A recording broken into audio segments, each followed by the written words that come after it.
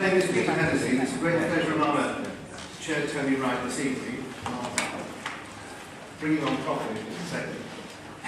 First of all, I'd like to thank our sponsors, Hewlett Packard, who make all these occasions possible, and our partnership with Queen Mary School of Politics and International Relations, and indeed Mr. Speaker's Office. It's a true configuration partnership.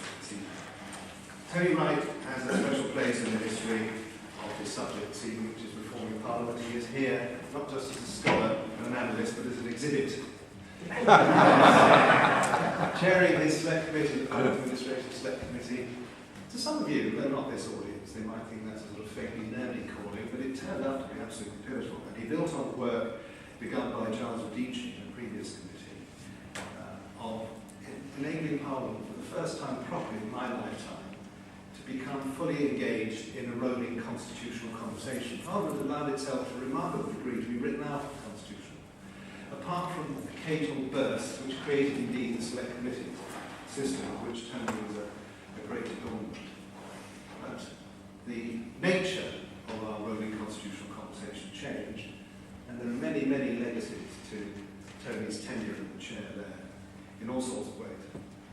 The new system of doing business in the House of Commons being the best known and the most recent, but also he took Parliament into areas where it had never really properly gone before, like the royal prerogative.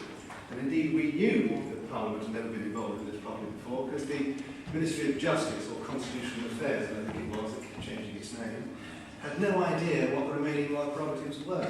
And the first requirement was to produce a list from Tony's committee, which they found immensely difficult.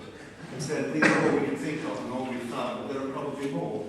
And in this way, he illuminated whole swathes of the British Constitution. And also, shop steward point this one for me, he made it possible for my colleagues and my students to get a purchase of this for the first time. Masses of stuff came into the public domain, thanks to Tony.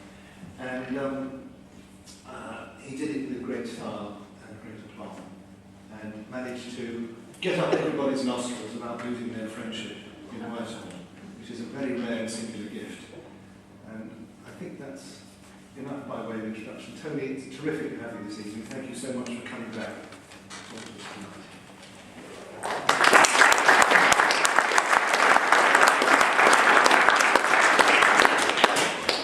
Well, thank you for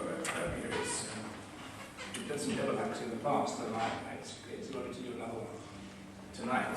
And thank you very much for asking me to come, and thanks to all the sponsors that Peter talked about. And I particularly like thanking the speaker, because I just walked along the road in Great Peter Street, and you walk past a public house called the Speaker, and there's a nice sign in the window that said, "Can you respect the neighbours while using the speaker?"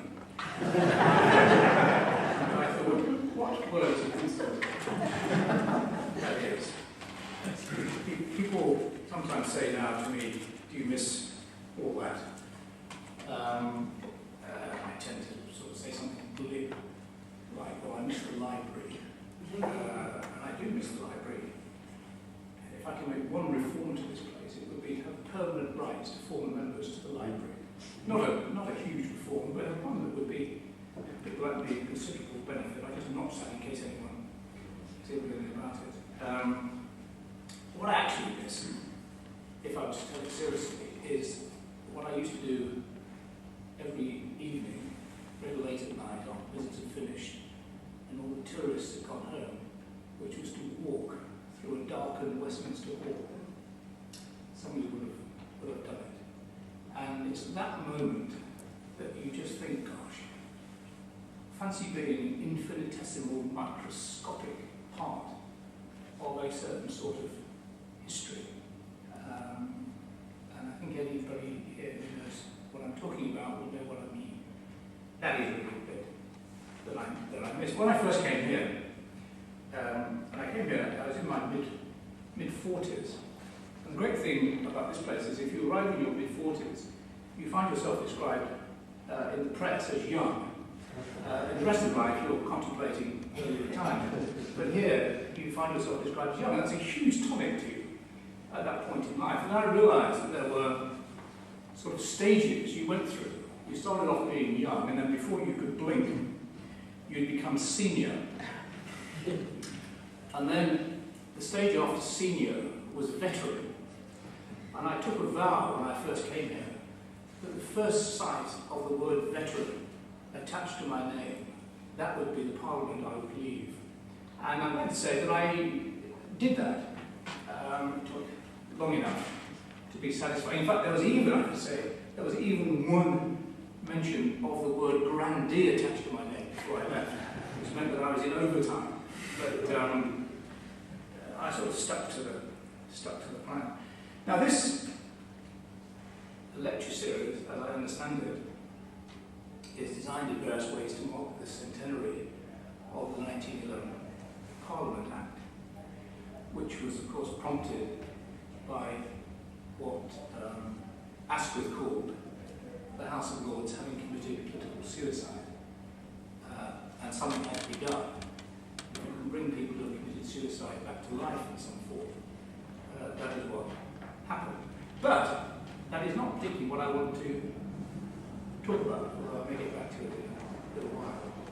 Because 1911 was also the year, of course, when members of Parliament were paid for the first time. They were paid what was rather nicely called an allowance. Nothing so sordid as a salary. It was an allowance. We were to hear a lot more about allowances in the years that were to follow. And if there's one sort of story about the consequences of a failure to reform, it's probably that one. And the devastating consequences for the reputation of this place that followed from the failure to reform this area of its activity over so many years. I also thought back to a little debate that took place in the chamber here soon after I arrived. The debate was on the car allowances that members of Parliament enjoyed. And at that time, there were 3 rates. And if you had a car of the largest engine size, which was over 2300 cc, rather large engine, you enjoyed the biggest rate.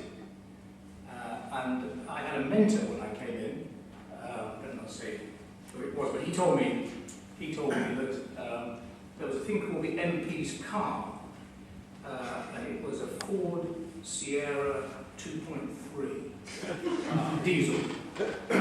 And this meant, of course, that you got the highest rate for having the engine size, and then, of course, you got maximum mileage, and so you could claim the maximum mileage figure as well. And I thought it was very interesting. When this debate took place in my early days here, I got up into the chamber and I said I thought this was a bit silly having 3 rates and also rewarding people who drove the largest car. Wasn't that the reverse of what we wanted to do? And then I made a mistake of telling the story that I'd been told about the MP's car. I was leaving the chamber, and this senior colleague of mine, very tempted to mention his name. I will simply say that he went on to preside over our parliamentary expenses system. He came up to me and said, looked me in the eye and said, in a very sort of icy way, he said, you know, you'll never be forgiven what you just said. And that made me think there was something rather toxic about this issue, which made me get very interested in it. You know, what was it that people got so concerned about? And so I wrote this up in a little article for the New Statesman back in 1996 about my endeavours to find out exactly how many MPs were claiming the highest rate. And those of you who are connoisseurs of parliamentary questions might enjoy this bit. You know, it's like, there's a whole sort of art form, parliamentary question, answering and non-answering. I mean, the classic one, of course, is the one where you ask a certain category of person, how many are A, men, and B, women, and the answer comes about all of them. It's all great fun. Anyway, I asked the Lord President of the Council, who was Tony Newton, if he had told me how many were claiming at the different rates answer that came back was this. This is those of you who are good at this kind of thing might try and work it out. It was 6 members claim all 3 rates, A, B and C. 2, 15 members claim rates A and B. 3, 19 members claim rates A and C. 4, 113 members claim rates B and C. 5, 478 members claim only 1 rate. I mean, that is a fantastic answer, isn't it? I mean, that is a fantastic answer, which doesn't tell you how many people claim at the top rate. Yes. And that made me get even more interested in this issue. So I started writing to him about it. And then there were months of silence after I'd written. Then I got a Dear Tony letter from the Lord President of the Council with this splendid opening sentence which says, "I'm sorry it was not possible prior to prorogation to answer your written question on the rates of car allowance that members claim. This is after months and months of having it. Unfortunately, because of prorogation, impossible to answer the question." But then in this private letter, he gave me the answer, which was that 317 honourable members claim the top rate for cars of 2300cc or above. We finally got there, but not in any way that became publicly visible. So you see this history to this thing. And this was why, when I was giving evidence on something else to the Committee on Standards in Public Life in June 2002, I said to that committee, I said, my guess is that any future difficulties with members of Parliament are far more likely to occur around issues to do with the allowances that they now get. If you have lax rules, I'm afraid you will have lax use of money, and I can see this on a number of fronts going to happen.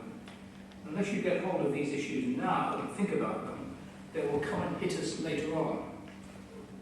Well, the rest of the story, what we know. There was a determined resistance to any reform of an issue that was always going to end badly, and ended, of course, in a cataclysmic way, with consequences that are still now only being recovered from. But it's a reminder that out of a crisis is always, as they say, an opportunity, and that there's usually a reform moment that follows. Indeed, that was the story, was it not, of 1911. 1911 Parliament happened because there was a crisis. The crisis had to be responded to. Without the crisis, it would not have been responded to, at least not at that time, in that way. Now, I suppose it's reform that I've been asked to talk about, and reform that in some sense I will talk about. But let me just say in the margin that you always have to have, I think, a sort of red alert when you see the word reform. An even redder alert when you see the word modernisation. I mean, I'm not, despite all appearances to the contrary, I'm not one of life's natural reformers. In fact, I think I'm a conservative in everything but politics. And I quite respond to that Victorian judge who evidently said, reform, reform, aren't things bad enough already? And I always like very much this description by Charles Greville in his diaries. This is 4th of April, 1835, on what he was being told about the character of the reformed House of Commons. And he writes this, he says, "I was told last night that the scene of noise and uproar which the House of Commons now exhibits is perfectly disgusting. This used not to be the case in better, or at least more gentlemanlike times. No noises were permissible but the cheer and the cough, the former emitting every intonation expressive of admiration, assent, denial, surprise, indignation, menace, sarcasm. Now all the musical skill of this instrument is lost and drowned in shouts, hootings, groans, and noises of the most discordant that the human throat can emit, sticks and feet beating against the floor. Sir Hedworth Williamson, a violent Whig, told me that there were a set of fellows on his side of the House whose regular practice it was to make this uproar, and with a settled design to bellow pealed down, "This is the reformed House of Commons." And well, that is why you have to have a little bit of a red alert when you talk about reform. You certainly have to ask, reform for what? And we heard a lot about reform, and indeed much more about modernisation during the Blair years. My objection to all of that, and they produced some decent improvements in a variety of ways, my objection to all of that was, well, it varied. One was that the whole so-called modernisation initiative never had any sense of purpose. It didn't begin by trying to define what the reform project was. I mean, what is it that you wanted to do, and therefore what were the measures you might wanted to put in place to achieve it? And would have wanted some description of what were the deficiencies of the House of Commons in relation to the executive in particular that would require some alteration. But there was none of that. It's simply a sort of a run through a shopping list of various changes that you could make. And of course that was even worse than that was, and for me as a newish MP, and I wasn't the only one, but we felt that Parliament didn't really matter. After the election in 1997, we all assembled as Labour MPs in Church House in Westminster, because there were so many of us, we couldn't get into a committee room, so it was believed, and we were addressed. Tony Blair. I remember vividly him saying that he wanted us to be ambassadors. And I thought that's a very odd thing to say. I mean, it was a way of saying, look, we'll take care of the governing chaps. You go off and sort of sell us around the place. Now, that's a perfectly proper activity to engage in. But it didn't seem to be quite what I'd signed up for.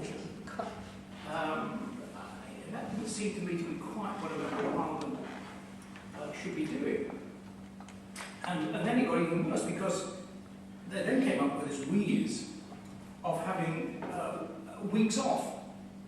They called them constituency weeks. And they just wanted to get us out of the place.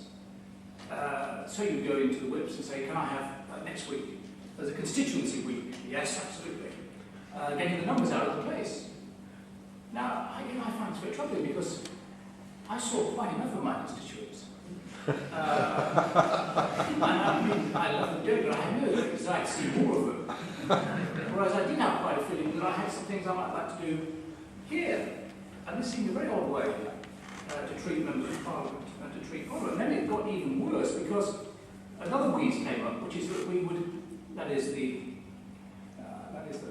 Labour Party, would come up, they would appoint people as campaign organisers and then assistant campaign organisers. And to recruit these people, they took them off select committees. And so I was on a committee which lost various people because they went off to be things like assistant campaign organiser for the southwest of England.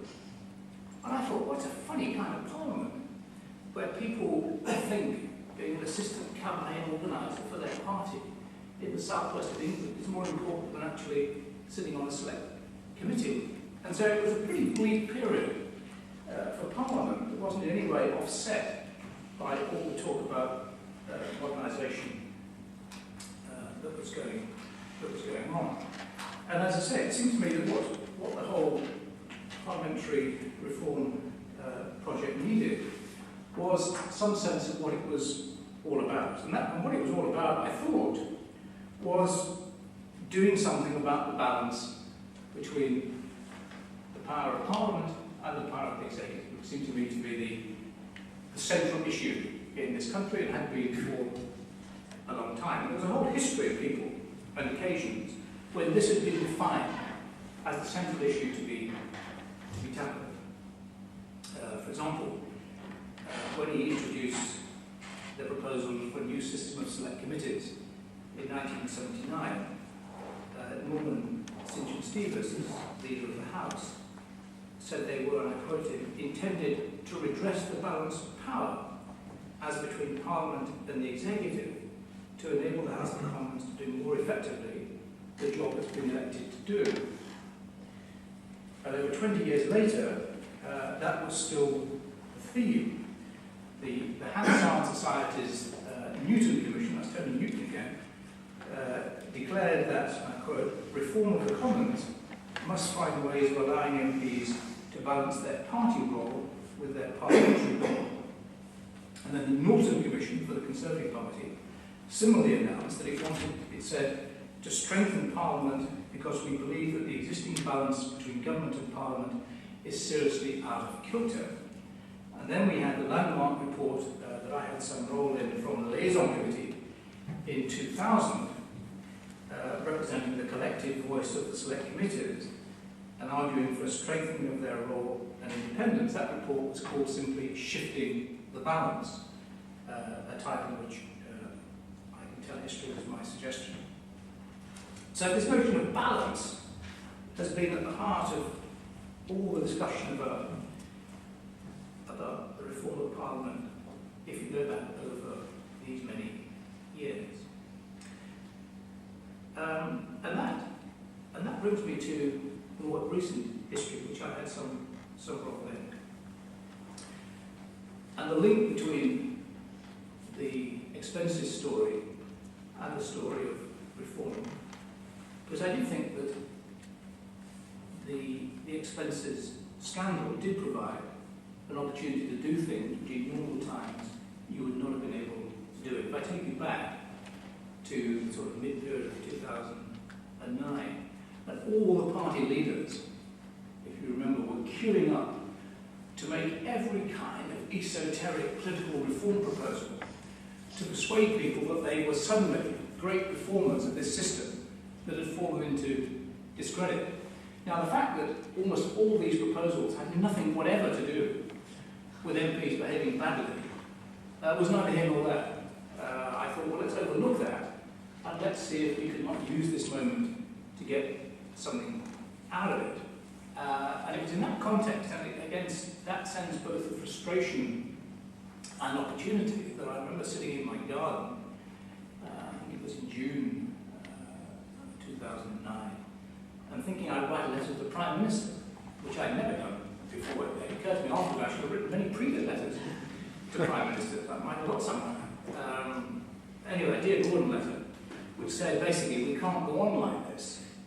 We can't go on with all this lining up to make ever more outrageous reform suggestions, which have got no connection. Let's try to do something practical about it. And I made a couple of suggestions. One completely ignored as far as I can see, which was to try to have some sort of body which concerns itself all the time with constitutional reform questions, rather than just make it up as we go along. Something which I argued for many years and managed to get nowhere with at any time. Similarly here. But the second part of it was to say, well, let's really have a go at parliamentary reform. Set up a commission that will look at Parliament and see if it can work out how it might do its job a bit better and try to win back public support by that sort of thing.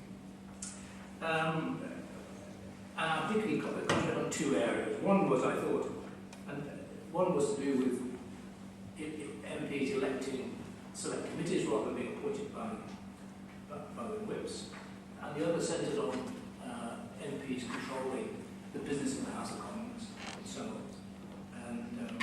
And I mentioned those things because they were two which seemed to me to go in many ways to the heart of the problems with the place. And not only that, but if you got it right, you would have created a mechanism that enabled further reform to take place on the back of them. Someone who'd been involved, as I had with other people, in reform proposals over many years and having our shopping list of reform things, it seemed to me that unless we got mechanisms in place that would actually enable reform to happen, nothing would happen. As long as you remained entirely dependent upon the government of the day, and that's the truth of it, for any reform proposal, hoping there might be a leader of the House who gets interested, hoping something may come along, you had to set up some machinery that once it was in place, it would really change things properly and provide the basis for further change after that. And it seemed to me it was unarguable that you could not have, well, I'd say you could not have, that's what we did have, but you could not properly have those scrutiny committees here that were charged with scrutinising the executive, effectively being appointed by the people they were scrutinising. I mean, however well they tried to do their job, that was such a fundamental outrage that it contaminated and undermined, it seemed to me, the whole system.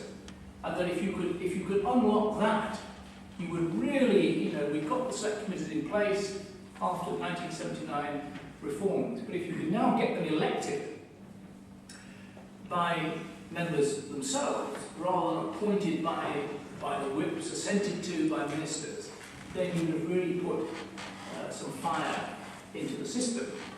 And so that seemed to me to be one that would be very hard to argue against. That once you had done it, all kinds of things would flow from it. And the other one, which went to the heart of how this place works and has worked since the Irish caused havoc in the Commons at the end of the 19th century when the government took control of the whole agenda, was could we be satisfied with a situation where Parliament itself didn't control really its own time, its own agenda, and that you were constantly simply supplicants of the government of the day for doing anything. And it seemed to me, and there has been some interesting work done, Constitution Unit on this, which showed that in other Commonwealth parliaments there was a good case for setting up a business committee that would at least take charge of what could legitimately be seen as non-government business, and then at a later stage in a negotiation involve itself with the allocation of government and non-government business too. So those were the courses that we pursued. And what was interesting, that was the argument I made in my letter, in short, to Gordon. Now, interestingly, when Gordon came to the House of Commons a few weeks later and made his statement on constitutional reform, Jack Straw came up to me as Gordon was speaking and saying, "Has anyone told you that he's accepted what you've said?" I said, "No." "Has anyone told you you're chairing this new..." No, I mean, it was typical Gordon Brown behaviour. So, "Well, you are." I said, "Oh, that's very nice." I thought it was extraordinary that, that it happened in that way. Then there was argument about terms of reference. There was always arguments about terms of reference. I'm all in favour of getting the whips off. When you get the whips off, all hell breaks loose. And so you had interminable arguments about terms of reference. I just thought whatever the terms of reference were, we could report in the way that we wanted and actually get what we wanted. But we had weeks of delay when terms of reference was being batted about between groups of backbenchers and the government. Then it was decided, originally it had been put to me that actually I could choose a bunch of reformers so that we could deliver a reform manifesto. And then it turned out that it was decided that people should be elected. And I couldn't really oppose this because there was actually a Liberal proposed election. So even though I knew that it was a dangerous course, the parties insisted on having elections for the first time. But you'd had parties having an election for people to sit on a committee. And so it was all very good. And on the whole, we got a good bunch of people. And so that took some more time. And then we got on with it. And I was absolutely certain of the need for urgency. That if we didn't take advantage of the crisis, if we didn't feed off it, if we didn't take advantage of a moment when people were prepared to sign up to almost anything, as long as it looked reasonably positive, as though you were doing something,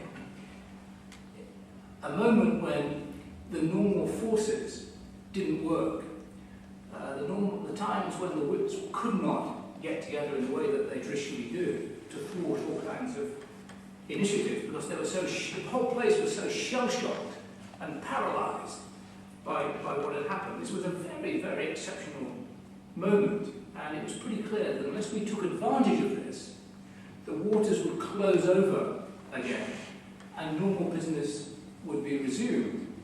So I insisted that we had to report by the end of the session, while the issue was still live, and then that then the House should get a chance to vote on it. When you think that the procedure committee that gave us the 1979 Select Committee system, which of course was the committee which sat, although Senior Leavers and Conservatives were the people who did it, it was the procedure committee set up by the Labour government in the 1970s, which provided the basis for those reforms.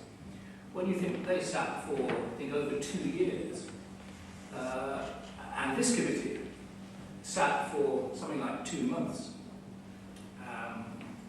some of that during a recess, it shows the pace of action that I thought we had to do. And the target was this balance question. It was, could we do things that would seriously shift the balance between Parliament as Parliament and Parliament as executive, in a way that would not be a long shopping list, but as I say, some key institutional reforms that would provide the basis for some further action to kind of describe. And because things were as they were, this went through essentially on the nod. I mean, the government accepted it, the whips put up no real resistance, and it was voted through, and has been implemented, and is continuing to be implemented. And in the way that these things are, in our wonderful system, we had one person in our committee who opposed what we did. Delightful person, called Natasha Engel. We could never work out why she was against it, but in the way that happens in this place, she's now finished up chairing the business committee, and I'm very pleased about that. And I think she's doing a nice job. So, I mean, that is a particular pleasure. And I think, and again, I won't mention names, but if you just think about it for a second, I think you're getting, because we've had now the election of chairs of select committees, you've had cases where those people who would have become chairs of key select committees, because they'd been put there by the party machines, did not become chairs of those committees, and instead, rather more independent-minded people were put there. And because you get whole house voting for these posts, you get some interesting results. And I think, and that's only at the beginning in a new parliament, when people don't really know each other. But I think there are instances already where having the chairs of select committees elected is having a tonic effect on the effectiveness of the select committee system, and that can only grow. So, does this mean that the House of Commons has been reformed? Well, of course it doesn't. Does it mean that it's got the basis for further reform? Yes, I think it does. I know it hasn't been reformed because there was a nice little article in The Guardian the other day by someone who I don't know, but I think I would like if I did know.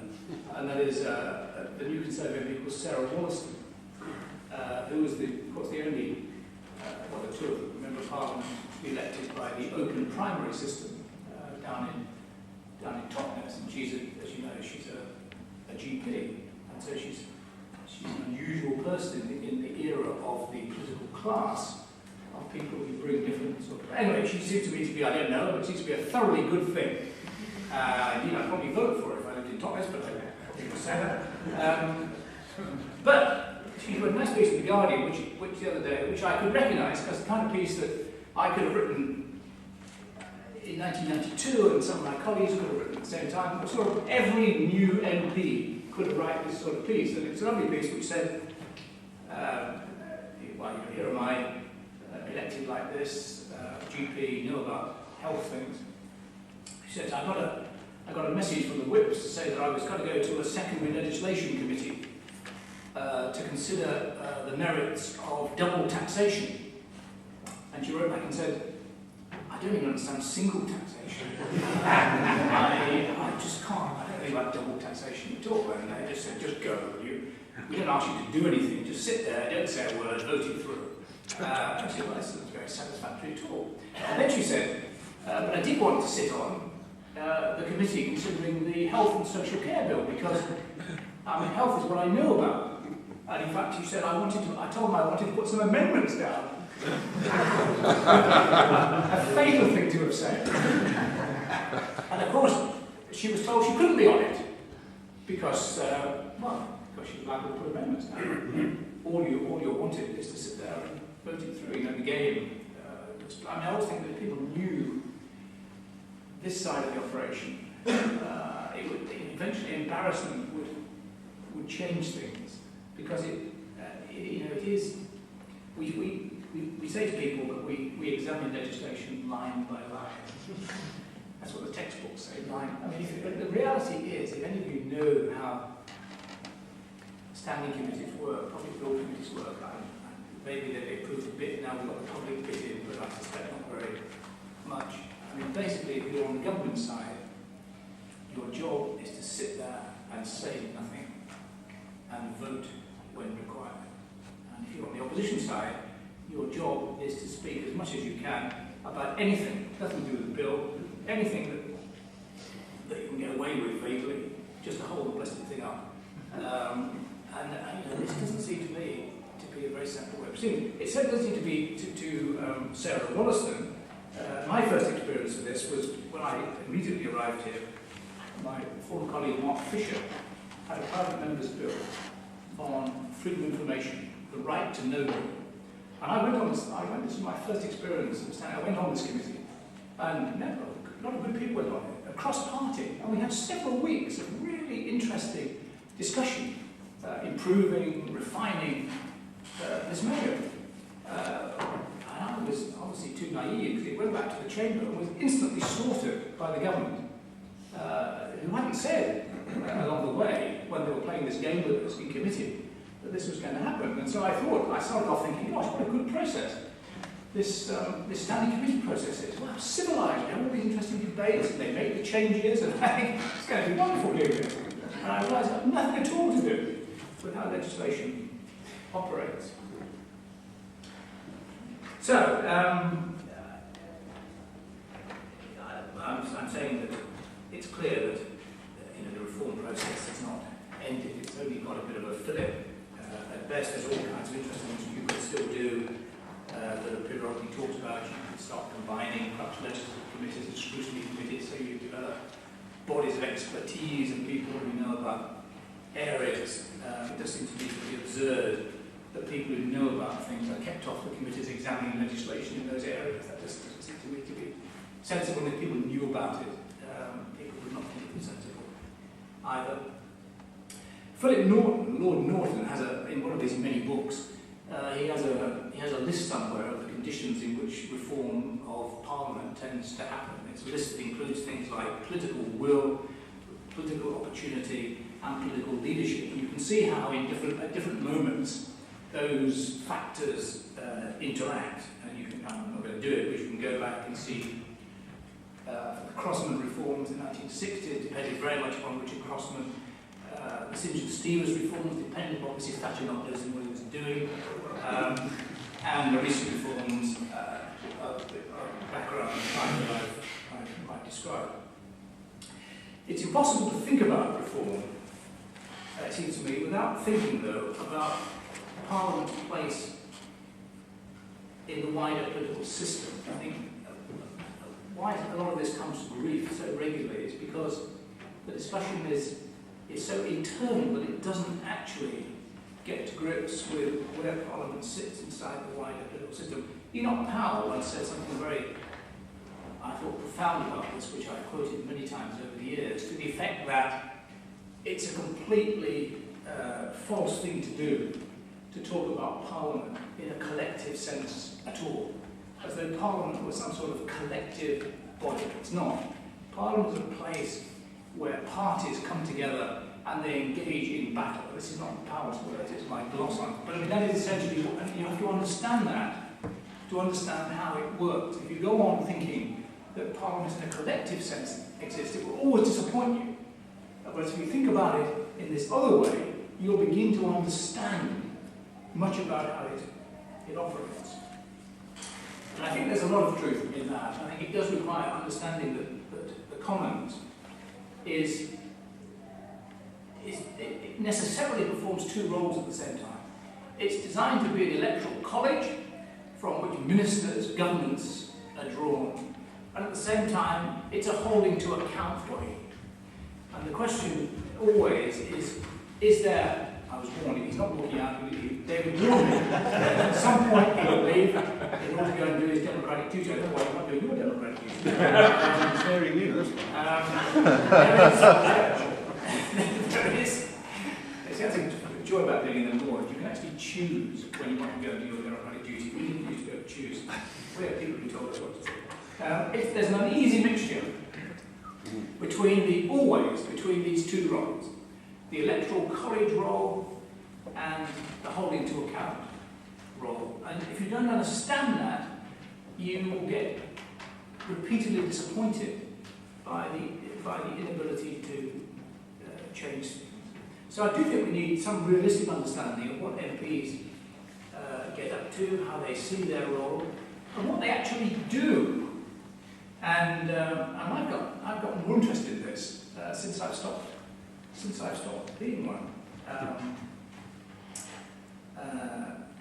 Because it strikes me there's a lot of unreality written and spoken about what MPs do. Whenever they tell the senior salary review body, as they used to do, about their job, they made it sound they made it sound other than one that I could recognise, if I can put it like that. And they worked sort of with Stakhanovite industry. They hardly went to sleep. They were so remorselessly scrutinising government and doing all the things that they as constitutional president. In fact, see, that doesn't bear much relationship to what MPs actually do. I tried in a piece I wrote recently to come up with a typology of different kinds of MPs, which I'm not going to talk about except to say that it was quite a nice alliteration. It all began with L, like loyalists and loose cannons and localists and a couple of that I can't remember. But if you start thinking about the fact that MPs, they don't have any kind of job description. Nobody knows about it. The virtue of being an MP is people think, the number of times people would say to me, gosh, I'm sorry to bother you, I know how busy you are. So unfortunately, people think you're terribly busy. Indeed, you can be busy, but you can be busy like a hamster is busy. And I think one of the things that we can most usefully do now, after the Parliament, after the expenses thing, is to actually try to work out what it is that MPs do, what it is we'd like them to do, and what it is we'd like to pay them to do. Now, this is dangerous territory. But I see that it is something, IPSA, if I'm allowed to mention IPSA, it's something that it says that it might have to engage in if it's to perform the role that it's been asked to perform. But that, I think, will produce interesting. Something like looking back, I mentioned the article I wrote about expenses and about the cars, the mileage allowance back in 1996. I noticed in that, looking at it again, that I'd gone, even then, getting interested in things I shouldn't have got interested in. I went on to describe how I was trying to find out what MPs actually did. And I quoted a survey where they say how they work and what they do. And then I asked the statistician in the Commons Library to analyse actual attendances at select and standing committees during the 3-year period between 1992 and 1995. And having done that, a rather different picture emerged from the one that they were telling the SSRB. And I say I've got a league table in front of me showing how every MP scores in terms of committee attendance over this period, which of course I was not going to reveal. But while it reveals that 20 MPs notched up more than 200 attendances each in this period, 40 MPs didn't get on the score sheet at all. And no fewer than 120 MPs, or 19% of the House of Commons, managed 10 or fewer committee appearances during this entire 3-year period. And then I want to say, gratuitously, I'm sorry to quote myself, but I've only got myself to quote here. Looking at some of the names, it's clear that a number of those who are loudest in their defence of parliamentary sovereignty against the foreign jollies who would usurp it are the most conspicuous by their absence when it comes to practicing it. So I think there's interesting work to be done. Just, I mean, it's a very proper question. Is what do we think, given this lack of job description, given the intrinsic mixture of possible roles, what it is that we think MPs do, and what it is we think that they would like to do. Since I should come to an end, I was going to try you with, I'm going to talk about how coalition politics might have impacted on some of this. I noticed there are more rebellions, as charted by Philip Cowley, which is interesting. How election reform might impact on the House of Commons, given the fact that what I'm saying is it's often the external political environment which will change Parliament more than actually what it does internally itself. Obviously, if the electoral system was to change in a radical way, that would fundamentally change the way in which Parliament operates. That's why it's quite interesting to see what's happening now under coalition. I'm pretty sceptical about AV. And one of the reasons for my scepticism is that the evidence seems to show that it will exaggerate the effect of landslides. And one thing that this place does not need is exaggerated landslides. If you're interested, I think, in good government. But I'm interested too in the extent to which there is the development of a political class, which I mentioned in passing a few minutes ago. I think we need some more evidence on that, and then to think about what antidotes might put in place if we're unhappy about that development. But let me go back just to end to 1911, not just to the House of Lords, but to the relationship between the House of Commons and the House of Lords, that is Parliament as a whole. And what I would want to say is, I just think the only way to approach reform is to think about the two houses together. The committee that I chaired for some years did what I think was a pretty good report on all this, which I think with a proposal for House of Lords reform, which if you're going to do it seriously with the kind of thing that you would do it. We argued strongly there that you shouldn't look at the two chambers in a kind of zero-sum way.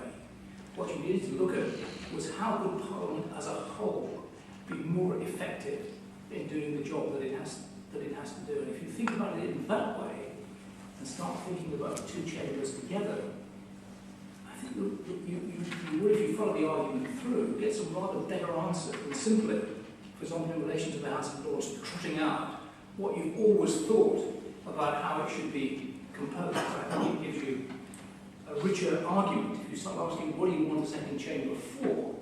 And my answer has always been for it to be a house of scrutiny that helps the House of Commons do its job, which it doesn't do terribly well, in holding governments to account. If you say that, you then go on to the next bit, which is to say, if you want a house of scrutiny, how is it best organised? How is it best composed?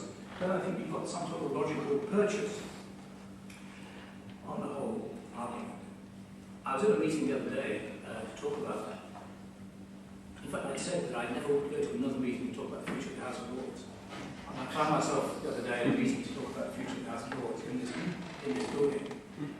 And I was listening to the discussion, and people were discussing the prospects for reform again.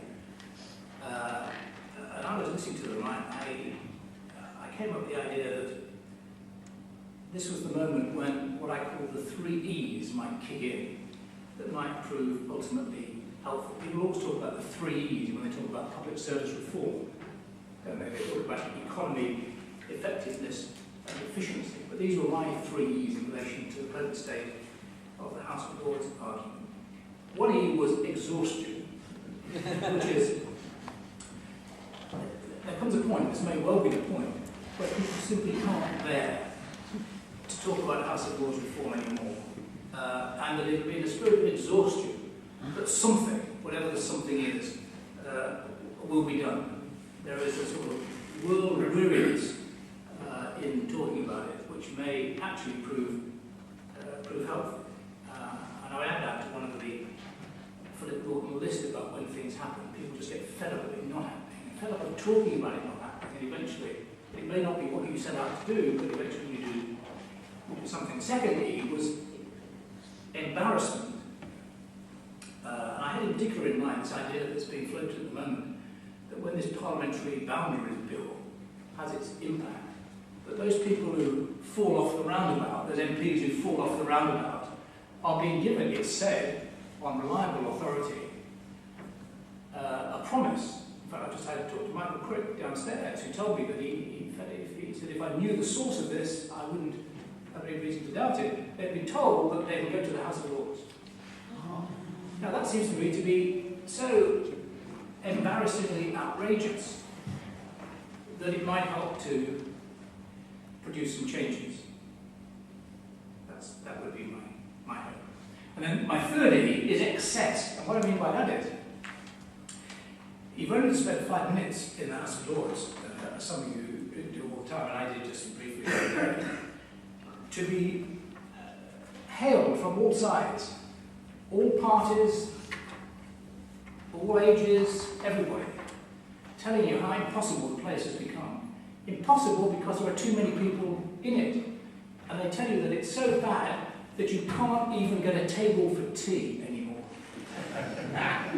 and it suddenly occurred to me, that, after a century of constitutional argument that has come to nothing, this temporary arrangement, as it was described in 1911, will finally come to some conclusion because of these kind of problems. And I end by just thinking, as I thought then, coming away, how wonderfully British it would be if history was to record that the centenary of the 1911 Parliament Act was marked by the reform of the House of Commons because of the existence of duck houses, and the reform of the House of Lords because of the lack of a cup of tea. Thank you very much.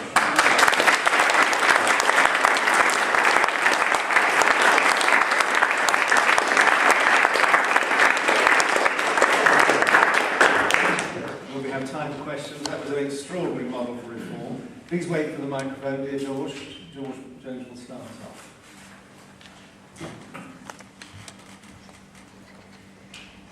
Two quick questions. Did you, when you appealed to the voters of your constituency, say to them, vote for me so that I can do scrutiny? Is that what you based your electoral appeal on? Because that gets to the heart of what an MP's job is all about. And I'm assuming, of course, as you're an honest person, that that's what you put at the top of your electoral campaign. Secondly, is it just a coincidence that the three great champions of shifting the balance between executive and parliament were three people who'd never been in government? Richard Crossman, St. John Stevens, Tony Wright. So they didn't realise that government under our system of not separation of powers, but blending and mixing of powers, they didn't realise that government was itself a part of Parliament. And that gets us really to your central point as far as I was concerned. What is Parliament? Is it an arena assembly? Or is it, as you said, a collective entity?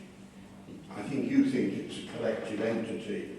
Others of us see it essentially as an arena. That's a terrific question, because it was a question that there was virtually no resistance to the proposals that we came up with, but the only ones that didn't surface came from whips and former whips, who, and I don't say that in a disparaging way, because there's a very proper argument to be had. Someone said, first of all, you're forgetting about party, and you're essentially your point. You're forgetting what we do here, you know. And they didn't put it like this, but you could have done. That is, we carry a party label. We get elected not because we're good people, but simply because we have a party label, and that's all you need to know. You're here because you're a party person. You will do what the party tells you, and that's it. No more to be said. And that's a perfectly proper argument. But it's not one I don't think that ultimately, which doesn't persuade me, because I think unless you understand there is an intrinsic tension in the institution, you're not understanding it. I've tried to make clear that it is in great part that, but if it's just that, it can't be doing the job that we think that it is doing. So you've got to struggle all the time to be true to the fact that it's a battle where people who come in with party mandates chosen by the electorate want to put their programme in and be opposed by other people, at the same time enabling it to perform its constitutional function of holding power to account.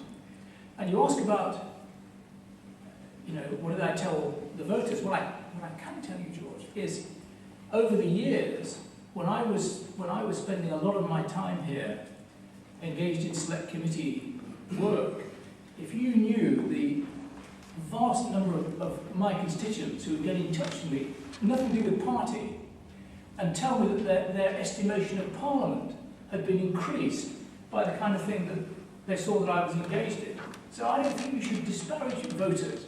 They know that they want to vote for people who've got some chance of implementing a programme, but they also want people who will do what they think the job is. And that's the balance. Tony.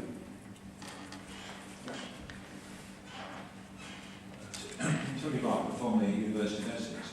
Could I add a fourth key to your catalogue, and that is with respect to the second chamber, and that is E for expertise.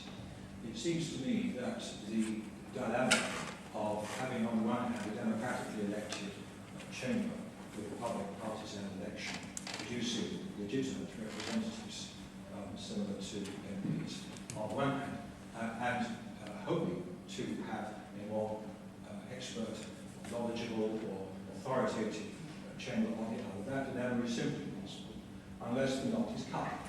And one says that the members of the second chamber must be elected representatives of the people, but that their first action after general election would be to recruit a large number, possibly even an equal number, of acknowledged experts, whose task would then, as associate members of the House, speaking but not voting, their task would be systematically and continuously to organise the supply of reasonably decent expert knowledge according to their skills and capacities from what would be a large panel in order to contribute to every debate.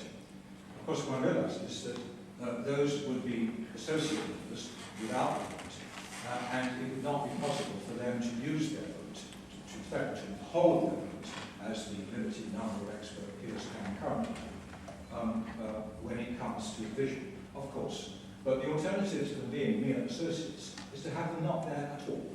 And that means that the chamber, which we might hope to complement the basic universal legitimacy of the lower house, will not be in any position to do it, and we have a familiar criticism that it would simply duplicate the political representatives of the parties who will recognise them as candidates. I wonder what you feel about this way of cutting the knot in order to get both legitimacy and a measured, systematic level of expertise built in to the deliberations of the second chamber.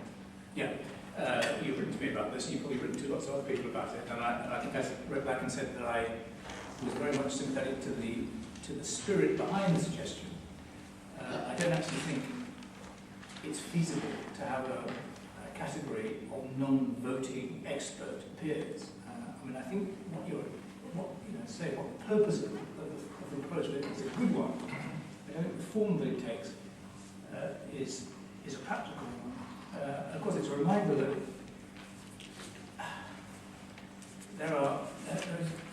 there's almost as many proposals for how you might compose the House of Lords as there are days in the year, probably more. And I've had many over the years. Before I became an MP, I remember I wrote to The Guardian one day when I was very keen on random selection. Selection by lot, which I told them was the true democratic Athenian way of doing these things. They put a letter in for me, urging Lords random selection, lot, and they decorated the letter with a little cartoon of two chaps, two sun-readers standing at the public bar with their pints, one opening his letter saying, "Oh, blimey, I've just become a Lord." And so,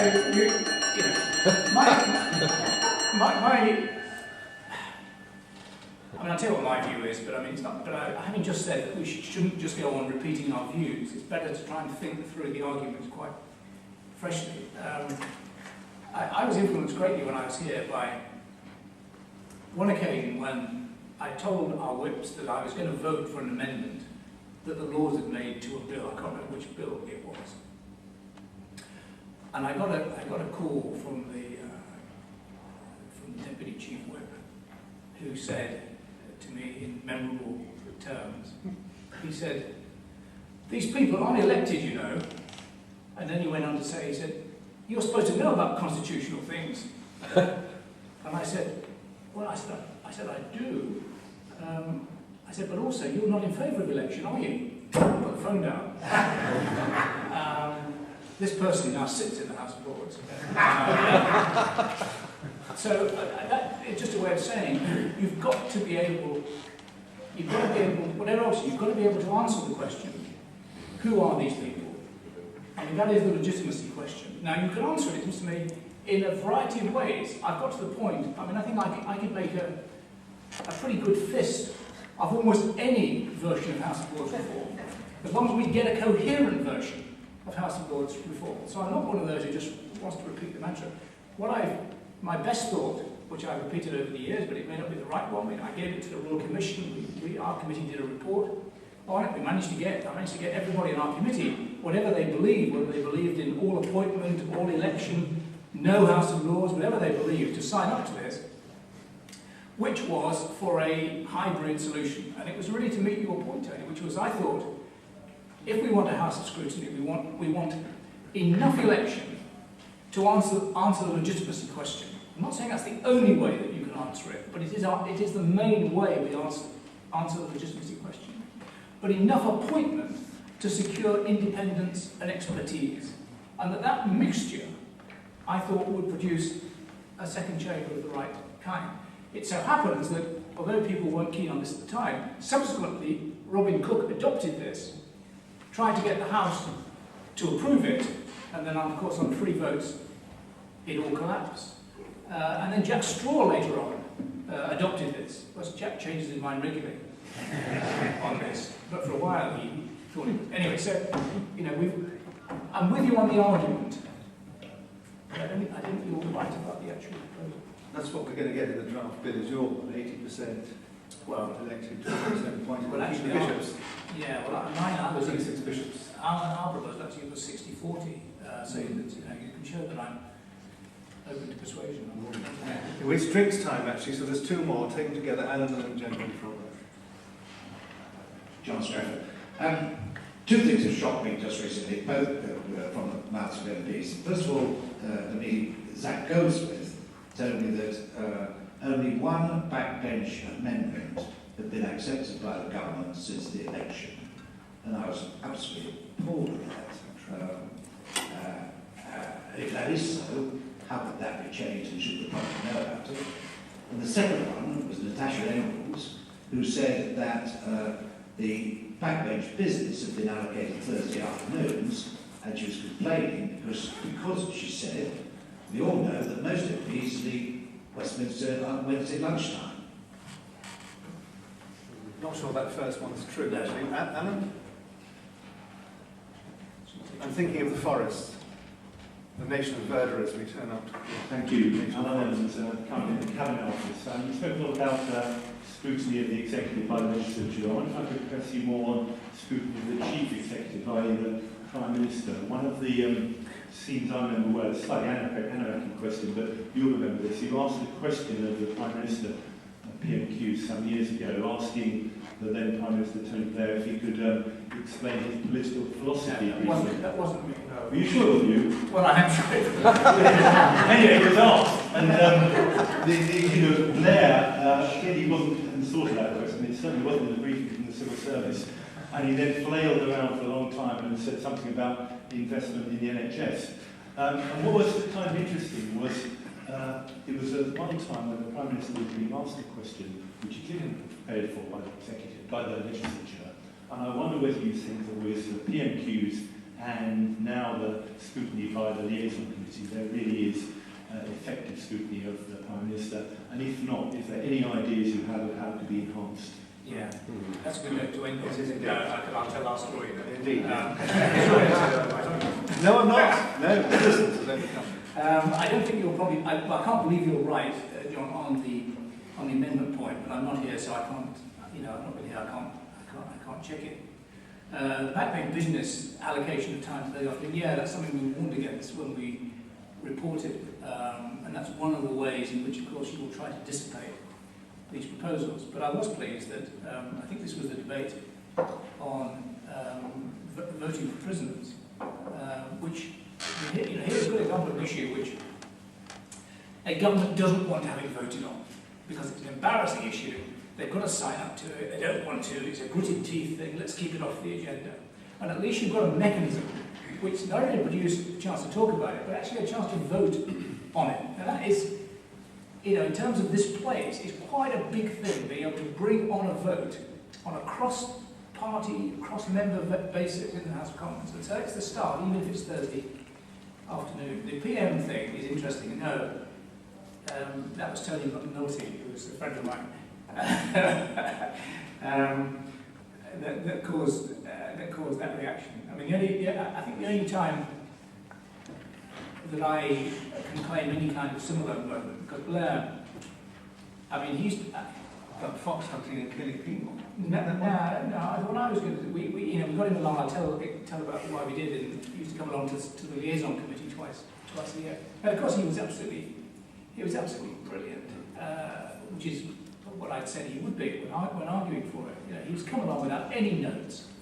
I would sit there for 2.5 hours, swatting these things away, as courteous as he could be. And the poor old Tory members of the committee, they would shake their heads afterwards, and they would say to themselves, indeed, and to us, that they were never going to win an election while this man was around, because you couldn't lay a finger on it. When Gordon arrived, they kind of sort of dour seminars, but it's a different. You laid a finger on it. But no, there was one occasion in those sessions. No, this is not one that you're thinking of. No. When I simply asked him if the government had a population policy, and I could see him thinking, what is he talking about? And there was a lot of discussion at the time about what the effective levels of migration were going to be, and all that sort of stuff. There was lots. And what it was doing to, so he said, was the government, did he have a plan about populating? And it was the only moment when you saw the sort of thing clicking and nothing coming up on the screen. That was a very sort of marginal case. But it gives it, the question though, just gives me the chance to bring Peter back in at the end, is to say, when you look back and think, well, what on earth did you do? One of the things that I claim, because of Peter, some credit for, is answering the question that you asked, which is, how can you bring the Prime Minister more closely into the accountability arena that had been set up after 1979, the Select Committee system? why should the Prime Minister sit outside that and simply do the knockabout once or twice a week? And now Peter got on to me and told me this was constitutionally outrageous, that Mrs. Thatcher had taken steps in the 79 reforms to make sure she wasn't brought into the system. Why did I get on the case? And so I started up the thing about asking, I did it through our committee first of all, then through the liaison committee, to try to get the Prime Minister to come and attend a parliamentary committee at least once a year. And we tried all kinds of devices. Initially, we would get pointed towards other ministers who would come and answer for different bits. So I devised, I thought, this is when the government was having an annual report. Do you remember in the early days? And I thought that the Prime Minister only is responsible for the annual report. So we asked him to come along and account for the government's annual report, as it were, the chief executive, in front of a party. He can't get out of this. And what do? They abolished the annual report. But we carried on, and I would write to the Prime Minister, and he would write back, or the Cabinet Secretary would write back saying, I'm sorry, this is just not constitutionally possible. It's not what we do under the Constitution. Ministers answer for their departments, and so on and so on and so on. And then I remember Robin Cook, when he was leader of the House, got hold of me one day and said, look, I want you to stop going on about this, because, I know that he's never going to agree, so there's no point in going on about it. And about a fortnight later, it showed how Robin was in the loop, about a fortnight later it was announced that the Prime Minister would attend twice a year in front of the liaison committee. And so, something that Peter began, I managed to finish off. And, like all these things, something that one day is constitutionally impossible, suddenly becomes a constitutional building block, and no Prime Minister from now on will ever not be able to do it.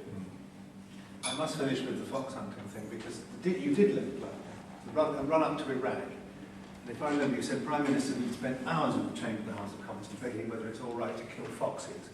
Can you undertake that we'll have a vote whether it's all right to kill people? Because it's absolutely killer question in every sense of the word. Thank you, Tony. It's wonderful to have you back in the Thank you.